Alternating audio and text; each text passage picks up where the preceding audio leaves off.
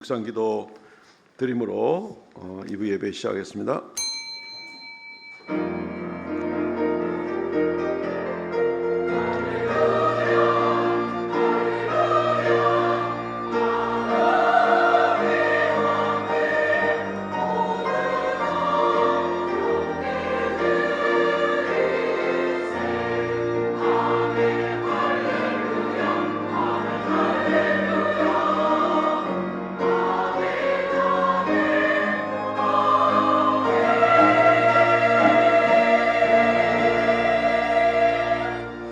그러므로 염려하여 이르기를 무엇을 먹을까 무엇을 마실까 무엇을 입을까 하지 말라. 이는 다 이방인들이 구하는 것이라.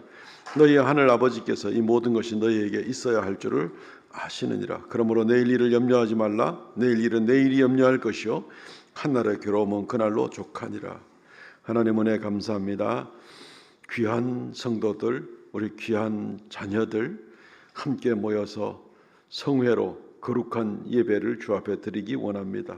이 시간 이곳에 오셔서 우리 예배 받으시고 영광 찬송 받아 주옵소서. 우리를 새롭게 하시고 주의 성령 충만케 하여 주셔서 각 사람이 주의 성령의 이끌림을 받아서 평강과 기쁨과 확신 가운데 이 한 주간을 또 넉넉히 살아가는 우리가 되게 하시고 우리에게 주어진 어떤 일들이라도 잘 감당해 나가는 저희가 되게 하여 주시옵소서. 예배의 처음과 끝을 주님께 의탁하옵고 예수님 이름으로 기도하옵나이다. 아멘.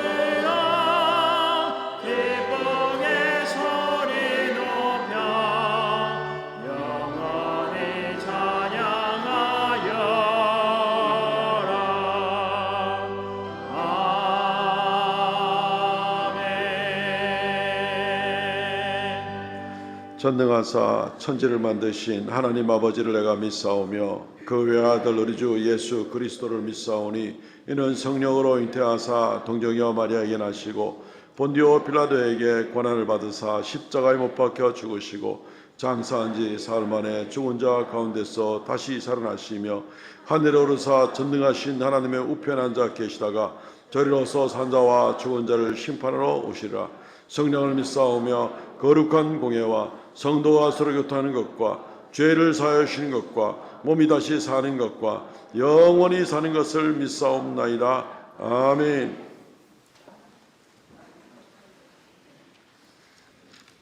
교도문 14번 시편 24편 말씀입니다.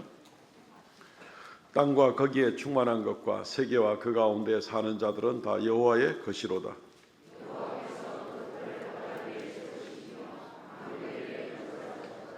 여호와의 산에 오를 자가 누구며 그의 거룩한 곳에 설 자가 누구인가?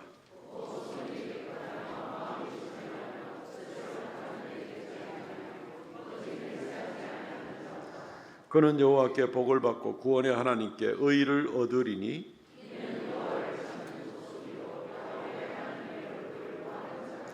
문들아 너희 머리를 들지어다. 영원한 문들아 들릴지어다. 영광의 왕이 들어가시리로다.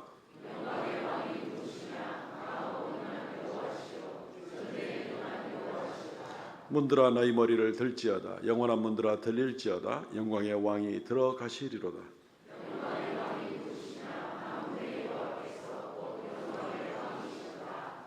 아멘.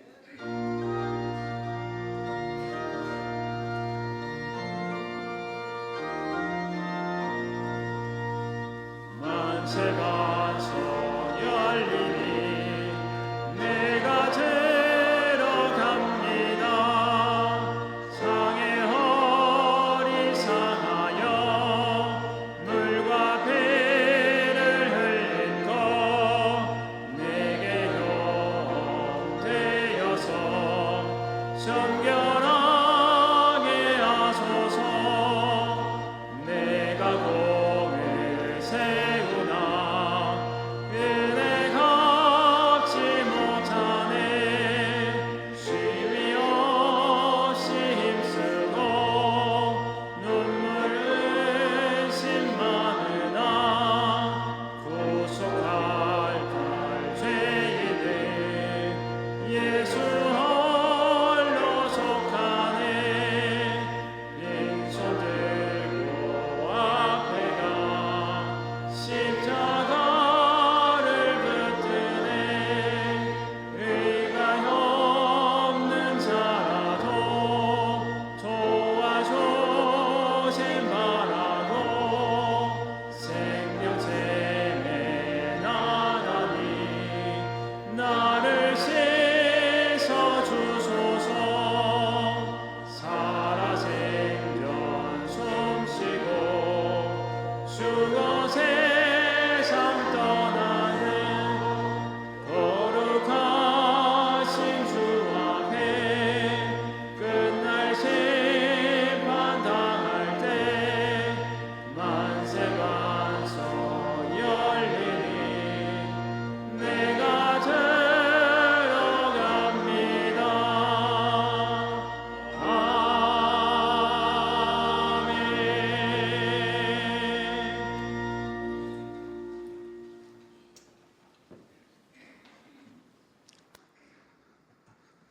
사랑이 많으신 우리 하나님 아버지, 감사하고 감사합니다. 한 주간 동안 우리를 눈동자같이 지켜주셨다가 이렇게 다이 교회로 모이게 하여 주시고 예배를 드리게 하여 주심을 감사드리옵나이다. 모든 것이 하나님의 뜻이고 하나님의 은혜 가운데 우리가 살아감을 고백합니다. 하나님께서 우리를 도와주시고 우리를 보호해 주심을 굳게 믿사옵나이다. 하나님께서 우리의 일생을 책임지고 이끌어가고 있다는 것도 또한 고백합니다. 하나님께서 이끌어 주시옵기를 간절히 바라옵나이다. 사랑이 많으신 우리 하나님 아버지, 우리가 죄인 되었을 때 우리 하나님 아버지께서 독생자를 보내셔서 예수님을 십자가에 못 박기까지 우리를 구원하여 주신 은혜 감사하고 감사합니다. 그 구원의 은혜를 그 은혜를 생각하면 우리는 주님을 위해서 몸바쳐 일해야 함에도 불구하고 내 마음대로 살아갈 때가 많았음을 고백합니다. 아버지, 용서하여 주시옵소서. 주님을 위해서 살아가는 우리 인생이 되게 하여 주시옵기를 간절히 바라옵나이다. 오늘 또한 이렇게 공회로 모였사오니 하나님께 마음과 정성을 다하여 예배할 수 있게 하여 주시옵고 일체막이 틈타지 않게 하여 주시옵기를 간절히 바라옵나이다. 오늘은 또한 온세대 예배로 드립니다. 우리의 청년들이 하나님을 바로 알게 하여 주시옵고 젊었을 때 하나님을 깊이 알게 하여 주셔서 올바른 길로 옳은 길로 진리의 길로 나갈 수 있도록 인도하여 주시옵기를 간절히 바라옵나이다. 오늘은 또한 오후 예배 공동체 위에 공동체 모임으로 모입니다. 주님께서 함께하여 주시옵고 사랑이 오고 가는 공동체가 되게 하여 주시오며 서로를 위로하고 격려하는 공동체가 될 수 있도록 은혜 베풀어 주시옵기를 간절히 바라옵나이다. 사랑이 많으신 하나님 아버지, 예배를 드립니다. 주님께서 이 예배를 주관하여 주시옵고 우리 담임 목사님 말씀을 전하실 때 은혜의 말씀 전할 수 있도록 도와주시옵기를 간절히 바랍니다. 하나님 아버지, 또한 오늘 예배를 위해서 수고하시는 모든 분들에게 주님께서 축복하여 주시옵소서. 주님 또한 할렐루야 찬양대의 찬양을 기쁘게 받아주시고 모든 대원들에게 복 내려주시오며 은혜 내려주시옵기를 간절히 바라옵고 바라오며 이 모든 말씀 예수님의 이름으로 기도드려옵나이다.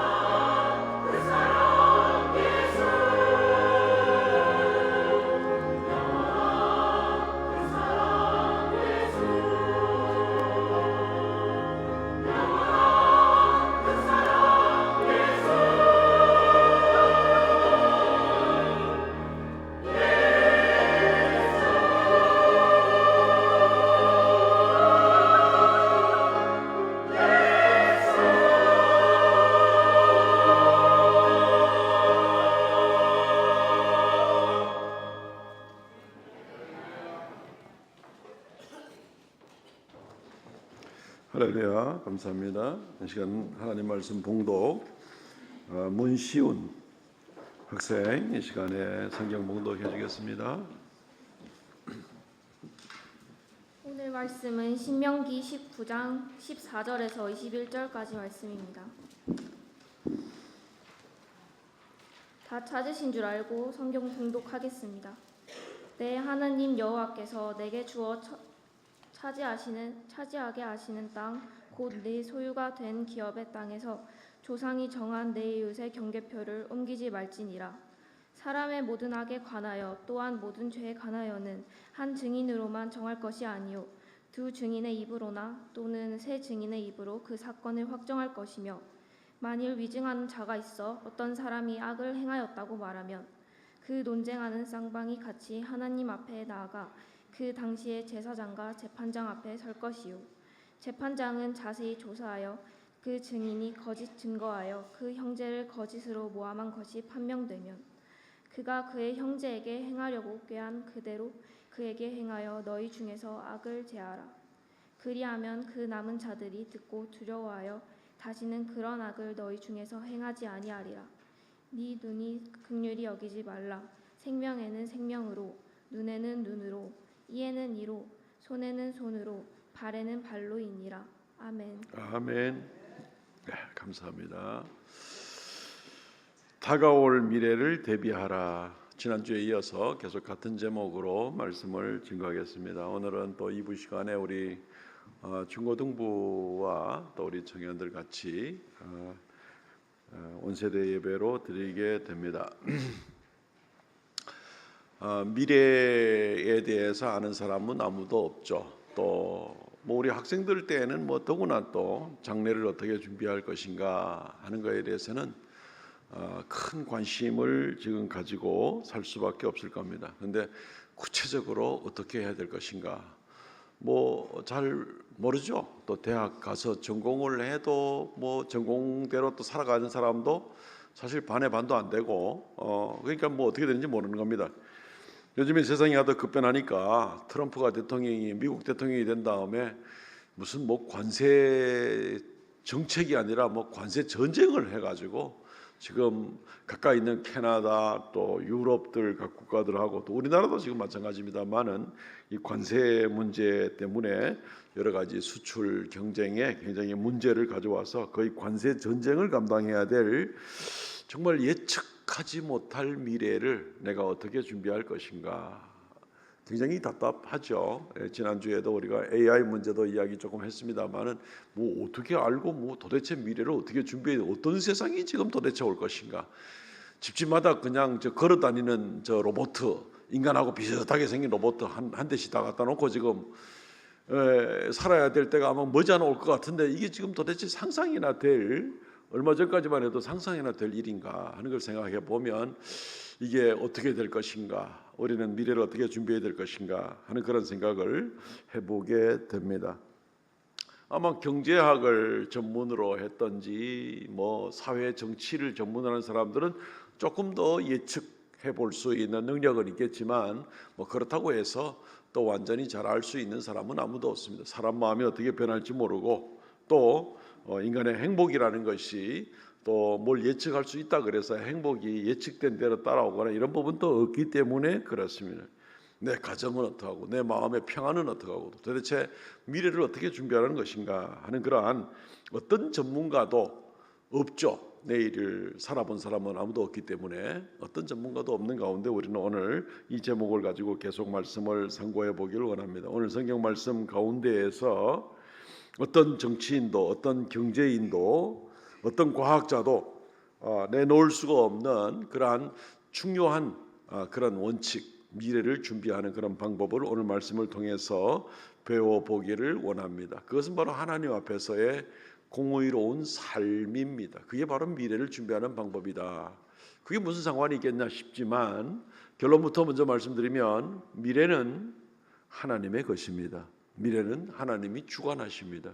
그래서 하나님 앞에 결단을 내리고 하나님께 붙들려 살면 하나님께서 그 사람의 미래를 붙들어 주시는 것입니다.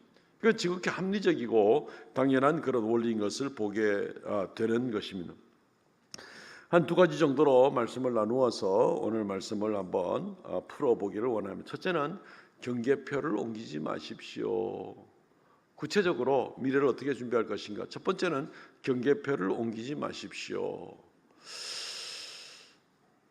선을 넘지 말라는 얘기죠. 선을 넘지 말라는 얘기죠. 우리 중고등부 학생들은 요즘에 학교에 가면은 다 1인용 책상 쓰죠.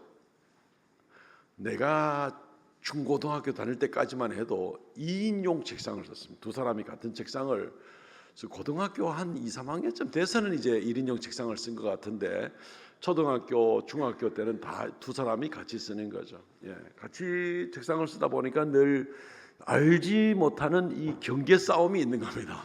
의자도 같이 하고 책상도 같이 쓰고 그러니까 내가 더 많이 뭐 책도 올려놔야 되고 창고서도 올려놔야 되고 필통, 지우개 뭐 다 꺼내놔야 되고 이렇게 되니까 이게 내 자리가 좁은 거죠. 책상이 큰 것도 아니고. 그러다 보니까 옆에 있는 친구하고 늘 이제 갈등이 생길 수 있고 제일 좋은 방법이 뭡니까? 책상에 자로 재서 금을 닦아 놓는 겁니다. 넘어오면 너 죽어. 이제 이렇게 되는 거죠. 예.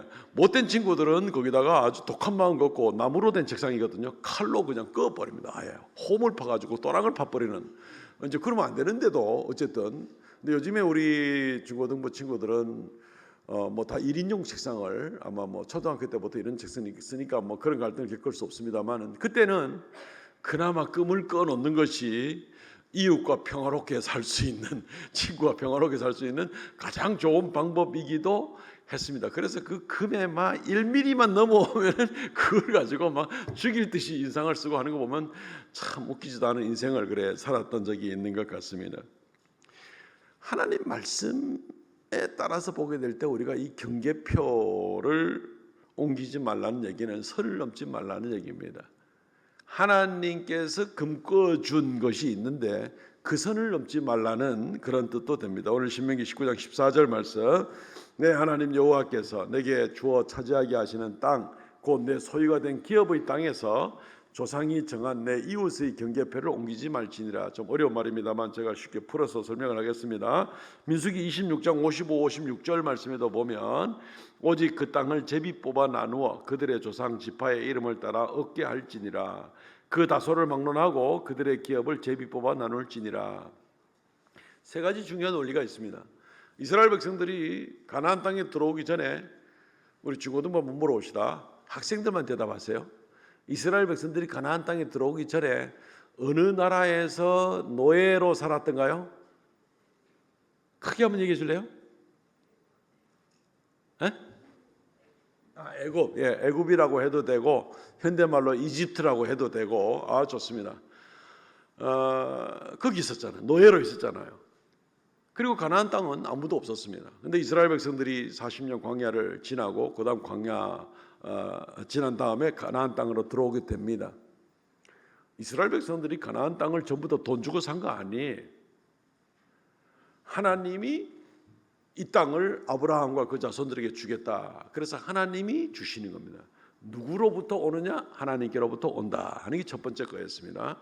두 번째는 그 땅을 들어갈 때 이스라엘에 뭐 한 200만 명 되니까 아이들까지 치면 12지파가 있고 12지파 안에서도 여러 가족별로 다 있고 있는데 어떻게 이 땅을 나누어 줄 거냐 할 때 기본 원칙이 있습니다. 숫자가 많으면 넓은 데를 주고 숫자가 적으면 적은 데를 주고 하는 것이 기본 원칙으로 이렇게 나누어집니다. 그래서 큰 숫자가 많은 지파가 있으면 그 지파는 좀 넓은 땅덩어리 경계를 줍니다. 예. 그리고 세 번째 원리는 뭐냐면은 그 경계 안에서 그러면 내 땅은 어디냐, 내 가족이 얻을 땅은 어디냐 할 때 그것은 제비를 뽑아서 내가 선택하는 것이 아니라 하나님께서 나한테 제비 뽑히는 대로 가라는 대로 나는 이제 가야 되는 그런 세 가지 원리가 있습니다. 이걸 다른 말로 바꿔서 하면 이스라엘 백성들에게 주어진 모든 소유가 누구로부터? 하나님께로부터 온다. 어디에 따라서? 각 가족 수대로, 그러니까 필요에 따라서 그렇게 분배가 된다. 지파별로 그렇게 필요에 따라서 주어진다. 세 번째, 내 뜻대로 되는 것이 아니라 하나님의 그 제비의 방법으로 하나님이 허락하시는 바로 그것을 얻게 된다 하는 이 원칙이 있는 겁니다. 그래서 거기에 따라서 경계표를 금을 꺼 놓은 겁니다. 그리고 나서는 하시는 말씀이 이 경계표 옮기지 마라. 다른 말로 하면 선을 넘지 마라 하는 이제 이런 이야기를 지금 해주시는 것이지요. 이 말은 다른 말로 우리가 또 원리를 생각해 보게 되면은 하나님, 내가 그 땅을 돈 주고 산 게 아니라 하나님이 허락하신 그 땅이니까 하나님께로부터 온 것, 가족 수대로 적절하게 하나님의 계획대로 그리고 하나님의 뜻대로 제비를 뽑아 준 것에 대해서 경계를 쳤을 때에 그것을 감사하고 자족하고 나갈 줄 알아야 된다. 착각하면 내가 대가를 지불하고 얻은 것도 아닌데도 불구하고 내 것인 양, 하나님께로부터 온 것이 아니고 내 것인 양 생각할 수가 있는 것이고, 내가 가족이 적어도 더 엄청난 것을 내가 소유하고 싶은 욕심이 더 나가지고 경계표 옮기면 어떻게 됩니까? 저 친구하고 책상에 금 껐다 그러는데 내가 친구 모르게 내가 금을 한 5cm쯤 저쪽으로 해가지고 금을 쫙 껐으면 내 땅은 내 책상 넓어지잖아요. 그러면 어떻게 됩니까? 친구의 책상이 넓어집니까? 좁아지겠죠. 그 당연하죠. 경계표를 옮긴다는 얘기는 이웃에게 손해를 끼치는 방법으로서 내 것을 욕심을 낸다는 그런 얘기가 되는 겁니다. 이런 뜻을 포함하고 있는 거예요. 그리고 제비를 뽑아서 너는 그러면 뭐 동북쪽의 모퉁이에 있는 어느 땅을 취하라 그랬는데 제비를 뽑아서 나한테 걸렸는 것이 그러면 이 경계표를 옮긴다는 얘기는 무슨 얘기냐면 하나님이 나한테 제비 뽑아서 그거 얻게 했습니까? 나 그거 마음에 안 들어요. 마음에 안 들어요. 왜 내 원하는 거 내가 원하지, 내가 취하지, 왜 제비 뽑아가지고 나 그거 마음에 안 들어요. 하나님이 나한테 줬다 하더라도 오케이, no thank you. 나 그거 원하지 않습니다 라는 모습이 되는 것이, 이게 바로 경계를 옮기는 겁니다. 내게 준 것이 하나님께로부터 왔고 하나님이 정해준 것이고 나를 잘 아시는 하나님께서 내 필요를 따라 주셨는데 여기에 대해서 내가 마음에 안 들어요 하고 욕심을 내게 되면은 선을 넘는 방법이 되는 겁니다. 자, 이것을 여전히 그 무슨 옛날 얘기 하시는가 생각할지 모르겠지만은 우리의 지금 오늘 현실, 우리 학생들이든지 또는 우리 장년들이든지 한번 생각해 보십시오. 우리 청년들도 마찬가지고 현실에서 오늘 하나님께서 내게 주신 이 모든 것들에 대해서 내가 선을 넘을 수가 있다는 겁니다. 하나님께서 내게 주신 부모, 내게 주신 배우자, 내게 주신 자녀, 내게 주신 환경, 내게 주신 건강, 나의 삶의 영역을 하나님이 주셨는데 하나님 이거 마음에 안 들어요. 이웃이 손해보더라도 나는 무슨 짓을 하더라도 내 경계표 좀 옮겨야 되겠습니다 라고 이웃의 것을 욕심을 내고 탐심을 내고 이웃을 손해보게 하고 상처를 입히고 하는 수가 생긴다는 말, 이 경계표를 옮긴다는 얘기입니다. 이게 지금 먼 나라 남은 나라 얘기가 아니라 오늘 우리의 얘기가 될 수가 있는 겁니다. 하나님이 내게 주신 것에 대해서 내가 감사하지도 못하고 자족하지도 못하고 그러면서 내 욕심이 채워지지 않기 때문에 다른 사람의 피해를 보더라도 내가 선을 넘어버리는 일이다. 이것은 땅에 줄 긋는, 책상 위에 줄 긋는 선을 넘는 것뿐 아니라 하나님의 말씀과 하나님이 내게 향하신 그러한 섭리, 하나님의 손길을, 그 선을 내가 안 받아들이는 겁니다. 노 땡큐입니다. 하나님 그랬습니까? 나 그 마음에 안 들어요. 왜 나한테 이런 가정에서 태어나게 했습니까? 왜 나한테 이런 가정 환경을 주었습니까? 왜 우리 자식은 이렇습니까? 왜 우리한테는 좀 더 많은 걸 주지 않습니까? 왜 하면서 하나님께 막 따지고 들고, 왜 하나님 내 지난 과거에 대해서 나를 그렇게 어렵게 만들었습니까? 막 온갖 것 만드는 그런 원망하고 감사하지 못하는 그런 모습이 있을 때 이것이 바로 뭐예요? 선을 넘는 행동들이다는 겁니다. 하나님의 간섭과 하나님의 섭리를 부인하는 그런 모습인 것을 보게 됩니다. 선을 넘기면, 선인을 넘어가면 그것은 우리에게 별로 유익이 될 거 없습니다. 호세아 5장 10절 말씀, 유다 지도자들은 경계표를 옮기는 자 같으니 내가 나의 진노를 그들에게 물같이 부으리라. 경계표를 옮기는 자에게는 진노가 떨어진다는 겁니다. 내게 주어진 가족 마음에 안 들고 뭐 다른 가족을 또 마음에 안 들어 한다든가, 내게 주는 환경 마음에 안 들고 다른 사람의 것만 너무 시기하고 부러워하고 질투하는 모습만 갖는다든가 탐심을 갖는다든가 하는 그런 모습들, 이것은 경계표를 옮기는 자의 짓이고 이것은 하나님의 진노가 따라오게 된다는 바로 그런 모습을 보게 되는 겁니다. 자족하는 원리를 성경은 우리에게 가르치고 있죠. 히브리서 13장 5절, 돈을 사랑하지 말고 있는 바 족한 줄로 알라. 친히 말씀하실 내가 결코 너희를 버리지 아니하고 너희를 떠나지 아니하리라. 너한테 주어진 돈 문제만 아닙니다. 모든 주어진 환경, 모든 것에 대해서 자족한 줄로 알라. 자족한 줄로 알라. 혹시 우리 여성도들 가운데 너무 집 신랑이 더 멋있어 보이는 적이 있습니까? 자족한 줄 아시기 바랍니다. 혹시 남자 성도들 가운데 너무 집 아내가 혹시 더 멋있어 보이는 때가 있습니까? 자족한 줄 아시기 바랍니다. 그리고 뭐라고 말합니까? 내가 너희를 결코 버리지 아니하고 너희를 떠나지 아니하리라. 자족하는 자에게, 감사하는 자에게 너희를 버리지 아니하고 너희를 떠나지 않을 거다. 다 하나님의 계획이 있다는 겁니다. 우리 학생들한테 왜 뭐 우리 엄마 아버지 좀 이래 재벌집으로 좀 만들어줘 가지고 나도 좀 이렇게 금수저로 폼 잡고 살았으면 하는 걸 혹시 생각을 가질지 모르겠습니다만은 경계선을 넘을 필요가 없습니다. 하나님이 모든 걸 아시고 적절하게 우리에게 허락해 주셨을 때 자족한 줄 알라. 하나님께서 너희를 떠나지 아니하시리라. 이 히브리서 13장 5절 말씀 얼마나 은혜가 되는 말씀인지 모릅니다. 이 말씀 꼭 붙드시고 은혜 가운데 사시기를 바랍니다. 자족한 줄로 알라는 얘기는 우리가 혹시 생각할 때 나는 뭐 내 자족해. 우리 뭐 학생들 예를 들어서 좀 어떨지 모르겠는데 내가 공부를 하나도 안 하고 뭐 내가 반에서 꼴등했어. 나 자족해. 성경에서 자족하라 그랬어. 스스로 만족하라 그랬어. 뭐 어때? 뭐 그럴 수 있습니다. 뭐 꼴등할 수도 있죠. 뭐 1등할 수도 있고 꼴등할 수도 있고. 그렇지만 게을러서 그 결과가 나왔으면 그것은 회개할 일이지 자족할 일이 아닙니다. 그죠? 최선을 다해서 노력을 다 했는데도 그거 잘 모르겠어. 어쩔 수 없어. 그거는 감사해야 됩니다. 그거는 자족할 수 있습니다. 이런 부분들을 자기 변명거리로 쉽게 만들지는 말고 우리에게 최선을 다해서 노력을 하고 분투하고 인생을 살아가되 그 결과로 주어지는 모든 것들에 대해서 우리는 자족하고 감사하고 하나님의 별도의 계획이 있음을 인정하고 나가라는 것입니다. 이 자족함이 없이는 스스로 만족함이 없이는 자꾸 경계선을 옮기려고 그럽니다. 남의 거 탐내려고 그럽니다. 그래서 뭐 엄친아 뭐 이런 말도 있잖아요. 엄마 친구 아들 걔는 다 만능이야. 만능. 자꾸 우리 집 애를 너무 집 아들하고 자꾸 비교해. 우리 엄마가. 그러니까 애를 잡는 거죠. 그러니까 그 사회적인 말로도 그냥 엄친아라는 말이 있잖아요. 그게 아니에요. 내 자식 나한테 맡겨주신 자식이 얼마나 귀한 자식이고 얼마나 귀한 생명이고 그것을 바라보면서 나갈 때 하나님이 함께해 주시는 그런 모습이지 쓸데없는 그런 비교 의식 같은 것은 정말 안 좋다 하는 것이죠. 우리 그런 거 다 알고 계시잖아요. 실제로 이 스스로 만족하고 감사하는 인생이 없으면 불행합니다. 요즘에는 그 국민소득, 총국민소득 GNP라고 얘기 많이 하죠. 그것보다도 요즘에는 국민행복지수 GNH, 제일 끝에 H는 그 해피니스라는 해피에서 나오는 그 말로 그것이 더 중요하다 이런 얘기를 합니다. 사실 안 그렇습니까? 억만금이 나한테 있는데 내가 행복하지 못해.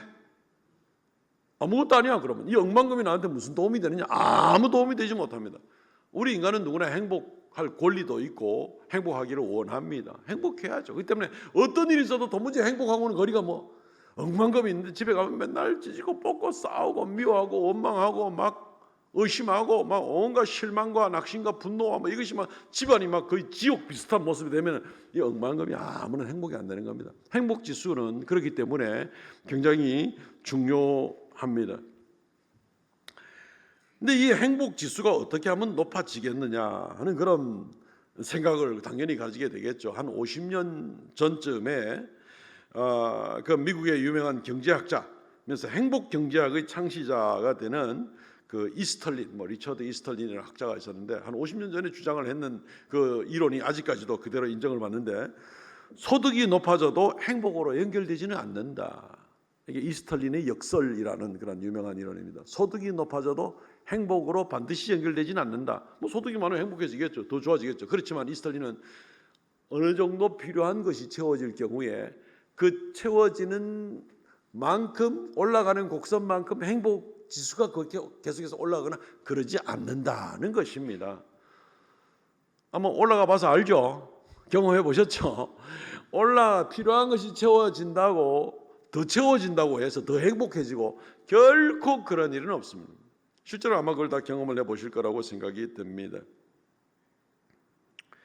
행복과 불행은 오히려 내가 얼마나 소유하느냐에 따라서 가는 것이 아니라, 행복과 불행은 내가 얼마나 자족하느냐, 스스로 만족하고 감사하는 삶을 사느냐에 따라서 실제적으로 영향을 받습니다. 그러니까 많이 가져도 스스로 만족하지 못하고 감사하지 못하면 행복하지 못한 겁니다. 별로 많이 갖지 못한 것 같아도 스스로 만족하고 나가는 사람이 있으면 행복을 느낄 때가 참 많이 있습니다. 예를 한번 들어봅시다. 어떤 사람이 그 가족 소득이 1년에 대한민국 평균 노동자의 그런 부부간의 수입을 잡아서 평균 1년에 뭐 한 5천인가 6천만 원인가 뭐 이런 가정당 이래 평균 소득이 이제 그렇다는 얘기가 있죠. 지금 그런 자료가 뭐 5천이라고 칩시다. 예, 한 가정의 소득이 1년 동안 부부간에 같이 벌어서 한 5천만 원 수익이 있다고 칩시다. 그런데 이 두 사람이 둘 다 똑같이 5천만 원이 두 가정이 소득이 있는데, 한 가정은 그 옆에 있는 친구가 1억을 수입을 얻는 친구가 있습니다. 한 친구는. 또 다른 똑같은 5천만 원을 수입을 가지고 있는 이 가정은, 이 옆에 있는 친구가 1년에 3천만 원 소득을 가지고 있는 친구가 있습니다. 그러면 이 두 친구, 5천만 원 소득을 가지고 있는 이 두 가정 중에서 어느 가정이 더 행복할까요? 네? 생각도 하기 싫습니까?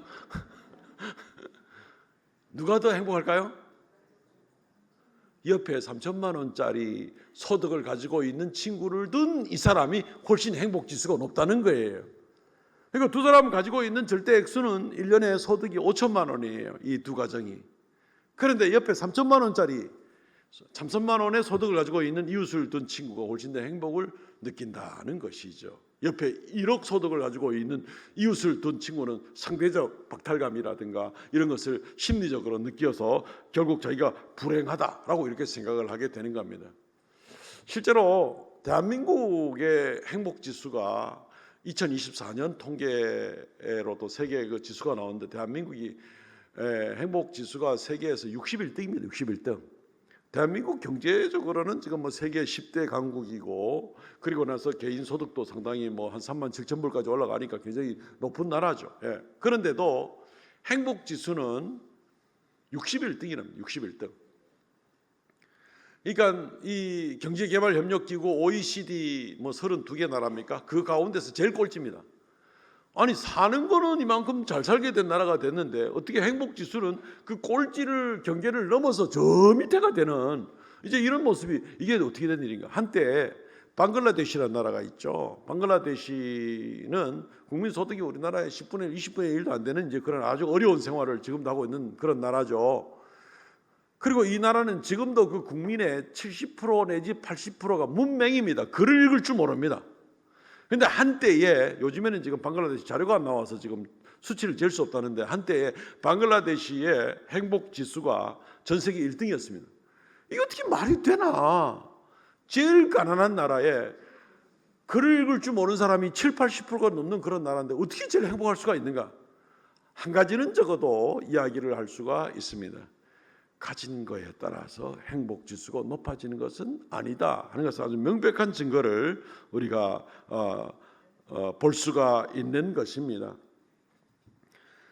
우리가 정말 인생 가운데 미래가 정말 행복하기를 원하고 미래를 어떻게 우리가 준비하기를 원하는가? 간단한 원리입니다. 오늘 첫 번째 말씀의 원리는 경계표를 옮기지 말라는 겁니다. 탐욕을 가지고 스스로 자족하지를 못하고 이 선을 넘는다는 것은, 하나님이 내한테 어떤 환경이나 어떤 여건을 주셨더라도 나는 그거 만족하지 못합니다. 노 땡큐입니다. 싫습니다. 하나님 인정 못합니다.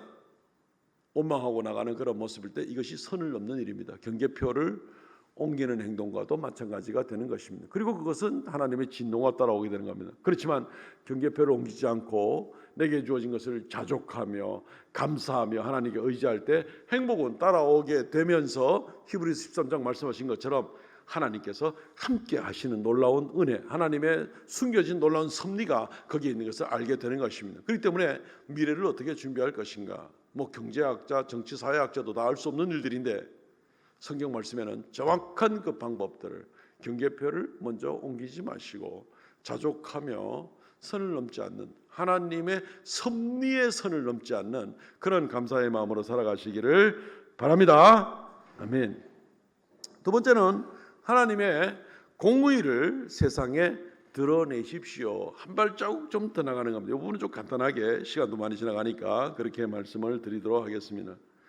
하나님의 공의를 드러내십시오. 우리가 뭐 슈퍼맨이 돼가지고 온 세상 돌아다니면서 뭐 악한 자들 다 처리하고 뭐 착한 사람 다 상 주고 막 우리 보고 다 그렇게 알아서 해결하는 것이 아니고, 우리 스스로가 하나님의 공의를 뭐 집행할 수 있는 사람이면 좋겠죠. 뭐 저 재판관이 되거나 국가의 통치자가 되거나 이러면은 내가 하나님을 잘 믿는 사람이라고 할 때 그 하나님의 법대로 탁탁 원리에 맞게 하나님 말씀의 규칙에 맞도록 하면 좋겠죠. 우리가 다 그런 사람이 되는 거 아닙니다.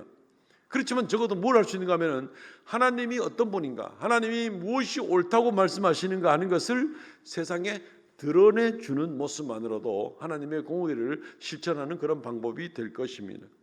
오늘 신명기 19장 15절 말씀에 보면은 증언할 때에 한 증인의 말로 하지 말고 두세 증인의 말로 확증하라. 21절 말씀, 유명한 말씀이죠. 내 눈이 긍휼히 여기지 말라. 생명에는 생명으로, 눈에는 눈으로, 이에는 이로, 손에는 손으로, 발에는 발로니라. 이게 이제 동해보상법이라는 것이 이제 21절에 나오게 되는 겁니다. 공의를 이루라는 겁니다. 이 신명기 이 19장 21절 말씀, 오늘 읽은 말씀 가운데에는 내가 받은 대로만 돌려줘라, 이렇게 하라는 것이 아닙니다. 우리 부모들이 자녀들을 키울 때 혹시 그런 일들 한 번씩 하더라고요. 친구하고 싸워가지고 집에 들어오면은 뭐 코피가 터지고 이러면은 막 아파하다가 네 가만히 있었어? 그러면 걔는 코피도 터지고 어디도 더 많이 터지고 더 부어가지고 그랬다 그러면 은근히 좋아하는 부모들 많죠, 그죠? 가만히 있었어? 줘 터지고 있었어? 더 때려줬어? 잘했어, 은근히. 그래놓고는 그래도 때리면 되나? 이게 앞뒤가 안 맞는 소리 하고 앉아 있는 거예요, 지금 부모들이. 예.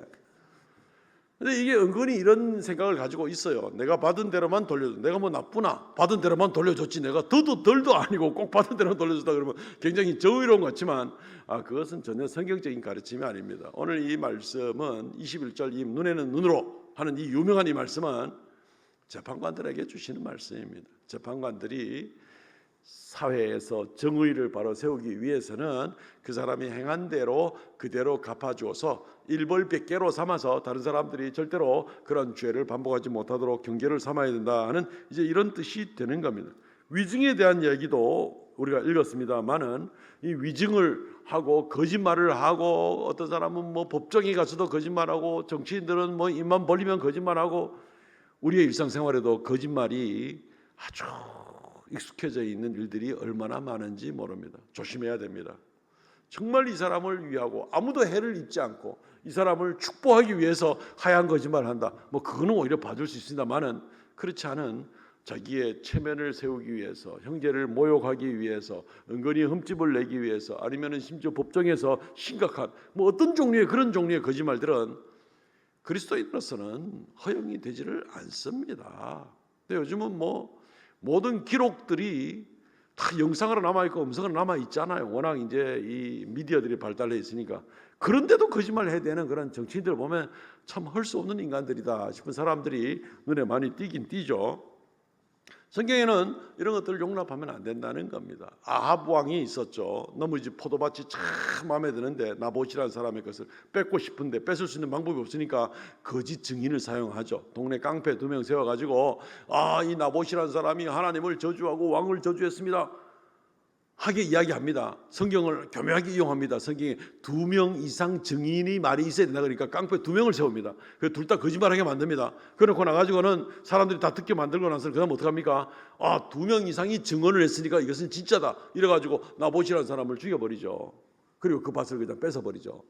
뭐 엄청난 이런 뭐 말도 안 되는. 근데 왕이 그 짓을 하는데 누가 왕을 벌 줄 수가 있습니까? 하나님이 계시는 거죠, 위에. 결국 하나님의 예언대로 아합 왕도 죽고 아합 왕의 부인인 이세벨이라는 여인도 죽고 이래가지고 아주 비참한 모습으로 죽어서 개가 그 피를 핥아버리는 바로 그런 일이 성경에 있었던 것을 보게 됩니다. 사람이 최선을 다해서 정직하게 공의롭게 살아야 되는데 만약에 그러지 못하면 하나님께서 알아서 처리를 해버리시는 그런 모습을 보게 되는 것입니다. 사도행전 5장 말씀에 보면 아나니아와 삽비라 부부가 거짓말을 해가지고 하나님께 예물을 조금 드려놓고 이게 전부입니다 하고 막 이렇게 드리다가 부부가 둘 다 한 방에 목숨이 날아간 일이 있었죠. 교회 안에서, 초대교회 안에 있었던 일입니다. 사도행전 5장에 교회 안에서도 거짓을 행하는 모습이 있을 때 하나님께서 그들을 심판해 버리시는, 베드로의 입을 통해서 그들을 심판해 버리시는 바로 그런 모습을 보게 되는 겁니다. 공의가 만약에 무너지게 되면은 그 더 이상 볼 수가 없습니다. 왜냐하면요, 미래는 누구의 손에 달렸다? 미래는 누구의 것이다? 예, 내일은 하나님의 것입니다. 예. 공의가 만약에 떠나버리게 되면 내일이 없어요. 왜냐하면 하나님께서 함께해 주시지 않기 때문에 끝난 인생이나 마찬가지입니다. 하나님은 공의의 하나님이시거든요. 사회에서도 마땅히 그래야 되는데 그리스도인들이 모든 것을 다 잡고 있는 것이 아니다 보니까 저들에게 정권들을 맡기고 뭐 이렇게 하더라도 저들이 하나님의 뜻대로 정치를 하고 사회 정의를 제대로 실현하지 않으면 하나님께서 왕들이나 대통령이나 아니면 뭐 어떤 악한 자들이나 악한 정치인들이나 할 것 없이 공의를 세우지 않는 자들은 결국은 하나님 앞에 심판을 받게 되는 겁니다. 그러니까 나치 히틀러 같은 사람도 결국은 죽게 되고요, 공산주의를 일으켰던 자들도 다 멸망을 당하게 되고 정말 세상에 악한 자들이 다 멸망을 받을 수밖에 없었던 것이죠. 하나님의 아무것도 안 하시고 계시는 것 같지만 하나님은 하나님의 공의를 반드시 실현하시고 마지막 날 예수님이 재림하실 때는 모든 공의를 한꺼번에 완전하게 그때는 종식시켜버리고 종말론적인 그러한 하나님의 공의를 이루시는 모습을 보게 될 겁니다. 교회 안에서 공의가 있어야 됩니다. 교회 안에 거짓말로 인해서 다른 사람에게 손해를 끼치고 거짓말로 인해서 다른 사람에게 인격을 모욕하고 이루 말할 수 없는 상처를 주고 돌이킬 수 없는 시험에 들게 만들고 낙심하게 만들고 이런 일들이, 그 거짓말들이 드러나게 되는 모습이 있을 때, 악한 모습이 드러나게 있을 때 교회는 공의를 시행해야 됩니다. 그래서 교회는 교회 안에 권징이라는 그런 제도가 있게 되는 겁니다. 이것이 요즘 한국 교회가 큰일이야, 이렇게 엉망이 돼가지고 어떻게 뭐 목사들도 문제가 참 많고 교회 안에 성도들도 참 문제 많고 이 큰일이야, 큰일. 여러 가지 문제를 많이 이야기할 수 있습니다. 어떤 분들은 뭐 그렇게까지 얘기 안 하더라도 한국 교회가 지금 저출산 문제하고, 뭐 교회만 저출산이 있는 건 아니지만 한국 교회가 저출산이 있게 되고 이거 뭐 교회 학교가 무너지게 되고 이게 참 큰일이야, 큰일 얘기 많이 하죠. 지금 뭐 실제로 한국 교회의 70% 이상의 교회들이 교회 학교 없잖아요 지금. 예, 유치부, 초등부, 뭐 중고등부 뭐 없어요. 청년회고 뭐가 없어요. 이게 70%예요 지금 한국 교회. 큰일이야, 큰일. 맞죠? 좋은 걱정 맞습니다. 근데 그런 걱정과 함께 똑같이 걱정을 해야 되는 이유 중에 한 가지가, 이 내용이 뭐냐면은 교회 안에 공의입니다. 교회 안에 공의가 바로 실현되고, 근데 그 교회 공의를 뭐 교회가 뭐 당회가 알아서 하고 노회가 알아서 하고 총회가 알아서 해야지, 당연히 그래야 됩니다만은 그 공의는 나부터 시작해야 됩니다. 교회가 누굽니까? 내가 교회 아닙니까? 우리 한 사람 한 사람이 교회가 아닙니까? 교회가 공의를 실현해야 한다고 할 때는 내 한 사람 한 사람이 바로 공의를 시행해야 되는 것을 말하는 것입니다. 하나님의 말씀을 따라서 공의롭게 살아가는 것, 거짓을 행하지 않는 것, 죄악의 길로 달려가지 않으려고 최선을 다하는 것, 이런 모습들을 내가 지키고 다른 사람들 앞에 그것은 잘못된 것입니다 라고 분명히 이야기할 줄 알고 빛을 비추는 그런 모습이 나부터 필요한 것이지, 뭐 말로는 뭐 온 대한민국 걱정 혼자 다 하고 대한민국 교회 걱정 혼자 다 하는데 막상 자기는 뭐 맨날 뭐 시기 질투하고 교만하고 자랑하고 뭐 거짓말하고 전혀 그런 말 할 자격이 없는 그런 사람이 되는 것이죠. 경계표를 옮기는 자에게는 진노를 주신다 그랬는데 하나님의 공의를 사랑하는 자에게는 하나님이 축복하십니다. 호세아 10장 12절, 너희가 자기를 위하여 공의를 심고 인애를 거두라. 공의롭게 말씀을 따라 바로 행동하고 인애의 열매, 참고 사랑하는 그런 열매를 맺고 나가도록 하라. 너희는 묵은 땅을 기경하라. 지금이 여호와를 찾을 때니 마침내 여호와께서 오사 공의를 비처럼 너희에게 내리시라. 너희의 삶이 하나님의 공의의 하나님께서 너희와 함께 주시겠다는 건 축복을 내리는 겁니다. 그러니까 내 미래, 내 가정의 미래, 우리 교회의 미래, 한국 교회의 미래가 어디에 달려 있는가 하면은 오늘 내가 하나님 말씀 앞에 공의롭게 바로 살아가는 자에 달렸다는 겁니다. 우선 당장 눈앞에 뭐 이것도 해야 되겠고 저것도 해야 되겠고 내일을 위해서 오늘 이거 준비해야 되고 할 일이 많지만 근본적인 삶의 중심 자세가 바로 이런 공의를 중심으로 준비되는 그런 모습이 있어야 되는 겁니다. 그러면 공의의 하나님이 함께 해주시겠다는 겁니다. 아무도 미래를 몰라요. 무슨 일이 날지. 요즘처럼 급변하는 시대에 5년 후에 무슨 일이 날지 10년 후에 무슨 일이 날지 어떻게 알겠어요? 아마 5년 10년 후에 자동차 면허증이 필요할까? 벌써 다 자율주행 차들이 나와가지고 난리인데 5년 후에 10년 후에 면허증이 왜 필요하지? 모르는 겁니다. 우리는 지금 어떤 세상에 살고 있는지 모르는 겁니다.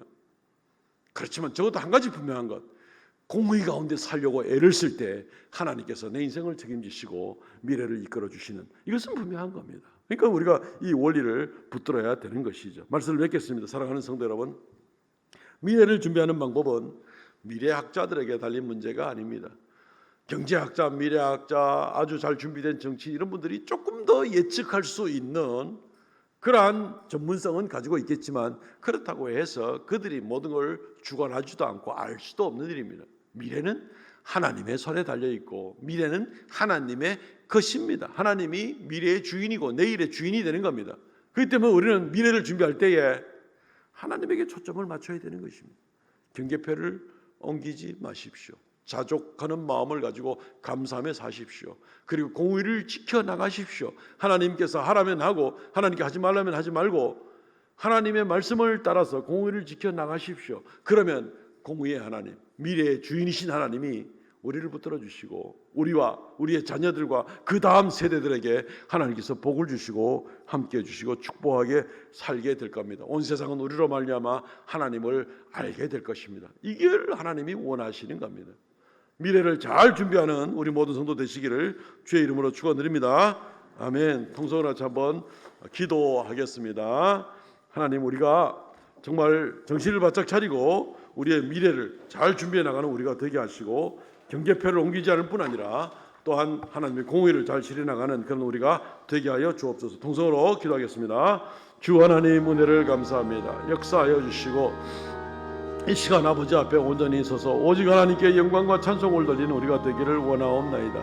내일을 어떻게 준비할 것입니까? 오늘 하루 하나님 앞에 온전한 삶을 살아감으로 말미암아 하나님께 영광과 찬송을 돌리는 놀라운 역사가 있도록 주여 지키시고 주여 은혜를 더하여 주시기를 간절히 바라옵고 원하옵나니 할렐루야. 주님이여 홀로 영광 찬송 받아 주시옵소서. 주여 긍휼을 베풀어 주시기를 간절히 바라옵고 원하옵나니 은혜 더하여 주소서. 은총을 베풀어 주시옵소서. 아버지여 긍휼을 베풀어 주시기를 간절히 바랍나이다. 미래를 잘 준비하고 하나님께 합당한 귀한 삶을 살아가는 우리 청소년들 우리 청년들 온 성도들 나되도록 은혜 베풀어 주시옵소서.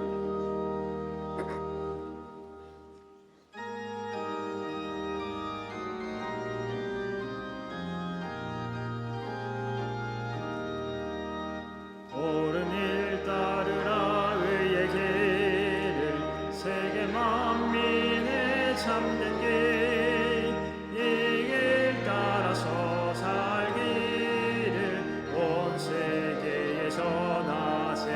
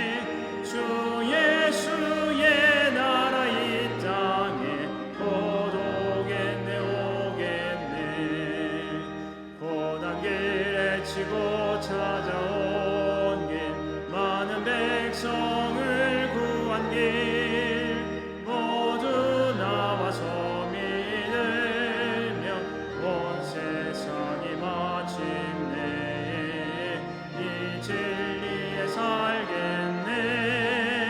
어두운 밤 지나고 동체나 환한 빛 보아라 저빛 주 예수의 나라 이 땅에 곧 오겠네 오겠네.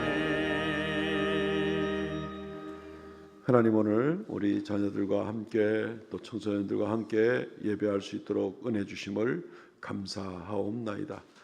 새벽 이슬 같은 귀한 청년들, 불꽃 같은 귀한 우리 청소년들 일일이 기억하여 주시고 지금 믿음으로 훈련받으며 하나님께 더 가까이 나아가고 하나님을 알고 하나님을 만나고 하나님을 의지하고 나갈 때 모든 앞길들을 주님 예비하여 주시고 선하신 길로 인도하시며 이들로 말미암아 온 세상이 밝아지고 주님께서 영광 받으시는 역사가 있게 하여 주옵소서.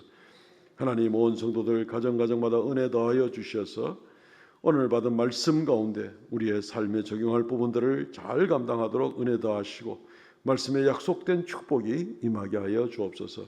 이 시간 귀한 예물 올려드립니다. 주의 말씀으로 11조의 예물, 감사 예물, 정한 예물 올려니 일일이 기억하시고 연락하여 주시고 영광받아 주옵소서. 드린 손길마다 그 믿음을 보시고 범사에 인정하시고 굳게 붙들어 주시기를 간절히 바라옵고 원하옵나이다. 하나님, 이 한 주간도 온 성도들 가정에 참으로 복된 은혜를 허락하셔서 위로부터 내리는 평강과 하나님의 보호와 빛 가운데 살아가는 성령 충만케 하심의 역사가 넘치게 하여 주옵소서. 감사와 찬송을 돌렸고 예수님 이름으로 기도합나이다. 아멘. 지금은 우리 주 예수 그리스도의 은혜와 아버지 하나님 극진하신 사랑과 성령의 교통하심과 새롭게 하심의 역사가 이 시간 머리 숙여 예배하는 하나님의 거룩한 백성들에게 영원토록 함께 있을지어다. 아멘.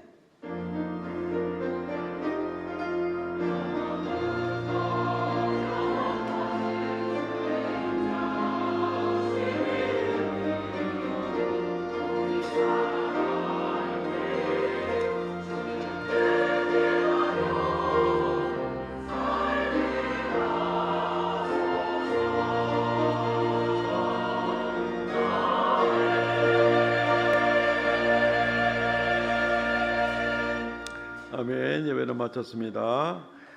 우리 청소년들, 청년들을 위해서 우리 한번 기쁨의 박수 한번 쳐주시면 고맙겠습니다. 계속해서 기도해 주시고 우리 멋진 우리의 다음 세대들이 되기를 그렇게 기도해 주시기 바랍니다. 우리 전후좌우로 인사 나누죠. 사랑합니다, 축복합니다. 웃으면서 사랑합니다, 축복합니다.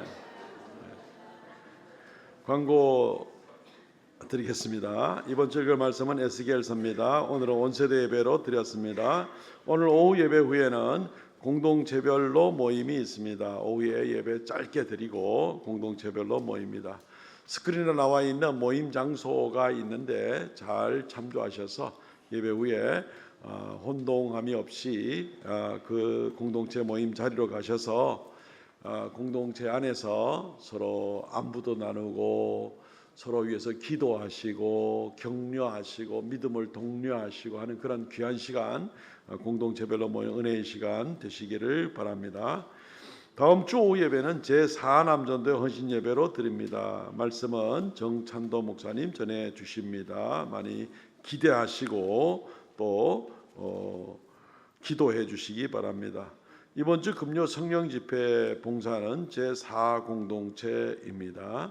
엊그제 우리 금요 특별 성령 집회에서 우리가 외부에서 귀한 찬양팀, 귀한 설교자 모시고 했는데 한 150명 이상 오셔서 아주 은혜에 뜨거우셔. 우리 중고등부 또 청년들 와서 또 외부 사람들까지 오셔서 굉장히 기쁘고 아주 뜨거운 시간을 갖게 되었습니다. 한 달에 한 번 정도 특별히 올 상반기에는 그렇게 진행을 할 계획인데 우리 성도들 금요일마다 오시고 또 교회에서 공지가 나가지고 이날 모입니다. 지금 매월 한 둘째 주 기획하고 있는데 그렇게 모일 때에는 특별히 다 만사 제쳐놓고 그렇게 오셔서 같이 은혜의 집회에 참여해 주시면 좋겠습니다. 예, 오늘 점심 식사는 류창섭 집사님, 김동문 권사님 가정의 성기입니다. 감사를 드리고요. 성경 완독자들 계십니다. 김순자 권사님, 조순자 권사님, 하창호 장로님 수고 많으셨습니다. 이번 토요일 날 우리 대구 동부노회 교회학교 연합회에서 사생실기 대회를 합니다. 우리 교회도 물론 많이 참여하겠죠. 많이 기도해 주셔서 또 우리의 믿음을 우리 자녀들이 또 이렇게 사생대회를 통해서 많이 표현이 될 수 있는 그런 은혜의 시간 될 수 있도록 그렇게 해주시길 바랍니다.